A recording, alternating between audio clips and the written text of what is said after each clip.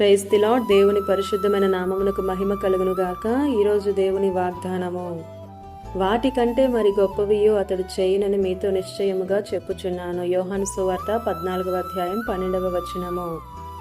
ఈ ఉదయకాల సమయంలో సమస్తమును జరిగించువాడైన యేసయ్యే మనందరితో మాట్లాడుతున్నాడు. వాటికంటే మరి గొప్పవియు నీవు చేయగలవు, పొందగలవని. ఇక్కడ యేసుక్రీస్తు విశ్వాసమును గురించి, నమ్మకం గురించి తెలియజేస్తున్నారు. పరిస్థితులను బట్టి మదన పడుతున్నావా? నీ వల్ల అవని కార్యాలతో విశ్వాసమును బట్టి అడుగులు వేయడమే. జయాపజయాల గురించి ఆలోచన చేస్తే మనం అడుగులు వేయలేం. విశ్వాసంతో నా దేవుడు కార్యం చేస్తాడని విశ్వాసంతో అడుగు, ప్రయత్నం చేయి. ఎందుకు మునిగిపోతావు?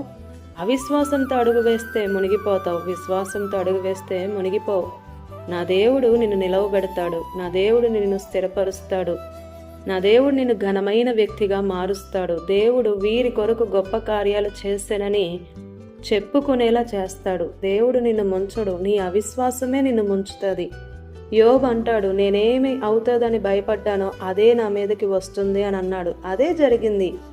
ప్రియ సహోదరుడా, సహోదరి, పరిశుద్ధ గ్రంథంలో ఆవగింజంత విశ్వాసం కలిగి ఉండాలి అని ఉంది కదా. ఆవగింజ చాలా చిన్నదే, చిన్నదిగానే కనబడుతుంది. దేవుడు చెప్పింది చెప్పినట్లుగా మనం నమ్మేయాలి. నమ్మిన పెద్దవారు పరిశుద్ధ గ్రంథంలో ఉన్నారు. అబ్రహాముకి సంతానం ఇస్తానన్నప్పుడు అతడు నమ్మేశాడు.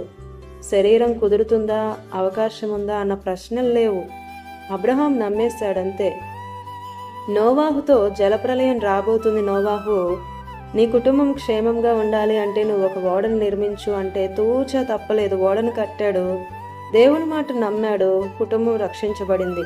వాళ్ళు అన్యాయం అయిపోలేదే. ఎగతాళి చేసిన వారు, హేళన చేసిన వారు కానే రాలేదు.